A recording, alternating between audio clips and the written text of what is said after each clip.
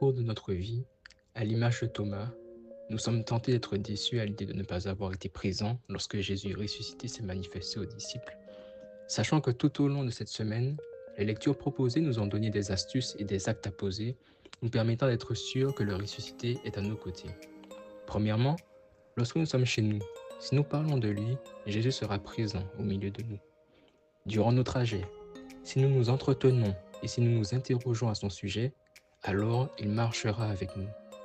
Si nous sommes charitables avec le pauvre et l'étranger, il entrera chez nous.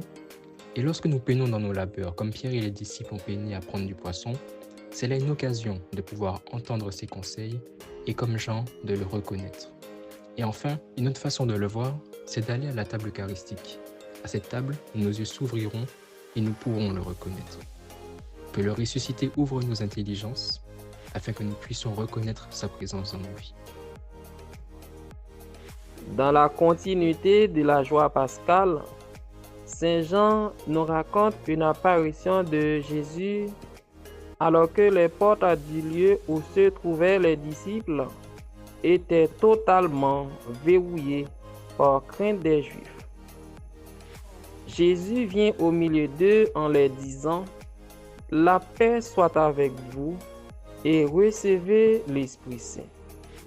Ensuite, il est en voie d'annoncer aux autres la bonne nouvelle.